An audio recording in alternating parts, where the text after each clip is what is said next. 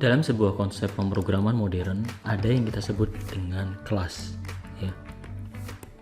Konsep kelas itu seperti konsep cetakan dalam sebuah kue. Jadi kalau pengen buat kue donat, mungkin ada cetakan donat gitu ya. Dan donat yang kita hasilkan itu mengikuti cetakannya. Ini yang kita sebut dengan objek. Pada saat sebuah kelas itu dibuat menjadi objek, ada suatu proses yang kita sudah pahami, yaitu kita sebut dengan instance. Proses mengubah atau memproses sebuah data menjadi sebuah objek mengikuti template kelas, itu kita sebut dengan instance. Dan objek yang dibentuk itu akan mengikuti spesifikasi dari satu konsep yang dinamakan dengan constructor. Dan di video kali ini kita akan mempelajari bagaimana kelas, objek, dan constructor itu bekerja. Yuk mari kita mulai. Di sini saya memiliki sebuah kelas bernama kotak. Kotak menggunakan namespace standar. Artinya library yang kita gunakan standar. Sebuah kelas umumnya memiliki sekumpulan field. Field yang sifatnya hanya untuk kelas itu sendiri, atau kita sebut dengan private, dan field yang sifatnya bisa diakses oleh yang lain, itu kita sebut dengan public. Sebenarnya di konsep object oriented programming bukan hanya private dan public, tapi ada protected, ada internal, dan yang lain. Tapi di sini teman-teman bisa melihat kita memiliki sekumpulan field bernama panjang, lebar, dan tinggi dengan nilai awal masing-masing satu.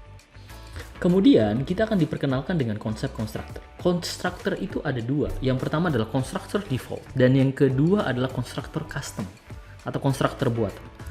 Constructor default itu mudah sekali cara memanggilnya, yaitu kotak dalam kurung sama dengan default. Ini akan sedikit berbeda dengan C# yang mungkin kalau constructor defaultnya itu tidak perlu didefinisikan pada saat constructor tersebut hanya ada satu. Tapi di sini karena kita punya dua constructor, maka constructor pertama kita sebut dengan construct default. Artinya semua variabel panjang, lebar, dan tinggi kita akan beri set nilai 1. Dan yang kedua adalah constructor buatan atau constructor custom.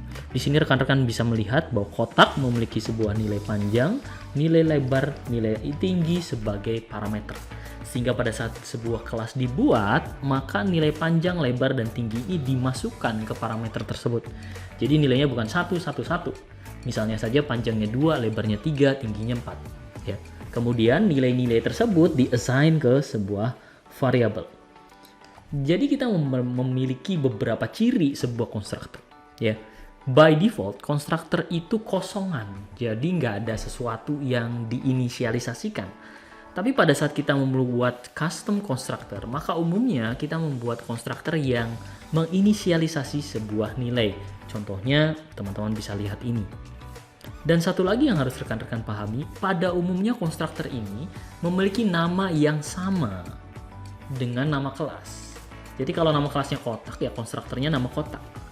Tapi nanti di video-video selanjutnya teman-teman akan paham ada yang disebut dengan factory design pattern yang membuat tidak harus sama. Tapi secara default, nama konstruktor itu sama dengan nama kelasnya. Lalu pemanggilannya seperti apa? Pemanggilannya kira-kira seperti ini. Kita hanya cukup memanggil kotak sebagai nama kelas, kemudian diikuti dengan nama objeknya. Sebagai contoh, objeknya adalah kotak 1. Ini kita menggunakan konstruktor default. Lalu bagaimana kalau kita menggunakan konstruktor yang tidak default? Simpel sekali, cukup kotak nama kelasnya, kemudian nama objeknya diikuti oleh parameter-parameternya apa. Di sini kita tahu ada parameter panjang, lebar, dan tinggi. Ya. Ada sedikit perbedaan pada saat teman-teman nanti bekerja dengan Java atau C#, bahwa sebuah objek itu harus melakukan proses instance, ya, proses instance. Ciri-cirinya ada dengan kata kunci new. Di C++ juga bisa seperti itu. Tapi kalau Anda tidak melakukannya dan melakukannya seperti ini, maka bisa saja ini dilakukan, ya. Setelah kita membuat sebuah objek dengan konstruktor, maka pada umumnya kita akan melakukan pemanggilan sebuah fungsi. Proses pemanggilan fungsi kita bisa gunakan dengan sebuah tanda titik. Hal ini juga berlaku untuk Java maupun C#. Jadi teman-teman tidak perlu khawatir mengenai perbedaan sintaksnya. Mirip, ada objek dot titik. Teman-teman bisa melihat di sini yang dipanggil adalah sebuah fungsi hitung area yang merupakan fungsi public, sehingga dia bisa dipanggil ya, dan kebetulan ini dalam satu kelas yang sama, jadi tidak ada masalah ya. Teman-teman bisa melihat bagaimana cara proses pemanggilannya. Selain dalam sebuah kelas yang terpisah, kita juga dapat membuat sebuah header file. Header file ini seperti menjamin bahwa kita berusaha meyakinkan bahwa kelas ini dilakukan secara preprocessing. Artinya apa preprocessing? Artinya pada saat kita menggunakan kelas ini, kita akan divalidasi bahwa kelas ini memang benar dan sempurna, tidak ada error, dan sudah terjamin ya. Di sini teman-teman bisa melihat ada sebuah kelas header dengan nama kotak.h, yang mana kita lihat di sini kotak.h adalah sebuah kelas kotak ya, dan sebagainya. Jadi rekan-rekan bisa melihat bagaimana kita mendefinisikan kotak.h. Di sini rekan-rekan melihat pada saat kita menggunakan kotak.h, maka kita harus menginclude kotak.h. Yang tidak lain, isinya header tersebut adalah kumpulan struktur kelas yang sudah di pre-processing pada saat compiler dipanggil.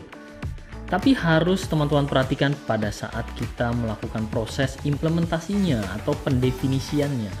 Di sini teman-teman bisa melihat kita perlu melakukan aktivitas yang kita kenal sendiri dengan aktivitas untuk mengetahui implementasi.h. Di sini kita menggunakan kotak gitu ya. Kita menggunakan kotak di sana.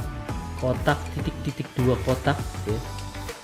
Nah, seperti itu. Jadi teman-teman bisa melihat ini berbeda sedikit pada saat kita tidak mendefinisikan sebuah header. Selain mendefinisikan konstruktor, kita juga bisa mendefinisikan sekumpulan metode. Dan di sini kita memiliki beberapa metode ya. Kita bisa memiliki metode yang sifatnya static. Metode sifatnya static ini adalah metode yang tidak melekat pada objek, tetapi melekat pada kelas. Artinya, kalau kita menghitung objek count yang dibuat oleh sebuah kelas tersebut, dia akan selalu bertambah setiap terjadi proses constructing. Ya. Jadi static ini kita kenal juga dengan shared member. Ya, shared member. Artinya, kalau ada dua objek, kotak 1 dan kotak 2, dan kotak 1 memiliki nilai 1 untuk shared objek count-nya, maka kotak 2 juga akan terus memproses objek count itu 1 ditambah misalnya 1 jadi 2 ya. Jadi secara sederhana nilainya akan sama ya. Konsep yang paling sederhana dari konsep static itu adalah misalnya kita hendak membuat sebuah variabel atau metode yang nilainya itu akan sama di antara semua kelasnya. Maka kita bisa menggunakan static. Selain itu teman-teman bisa melihat di sini ada sekumpulan konstanta ya.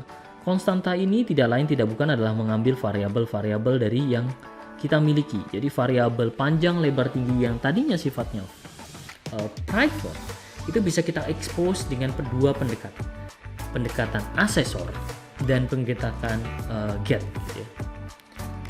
Set panjang itu kita mengeset sebuah nilai asesor ya. Dan get panjang itu kita mengambil sebuah nilai. Jadi umumnya kita menggunakan set dan get untuk mengeset sebuah nilai variabel yang ada di private. Makanya kalau teman-teman lihat bisa saja kita memiliki get panjang tadi tidak memiliki set panjang. Itu namanya read only. Atau kita memiliki set panjang tetapi tidak memiliki get panjang. Itu namanya write only. Atau dua-duanya ada seperti get dan set.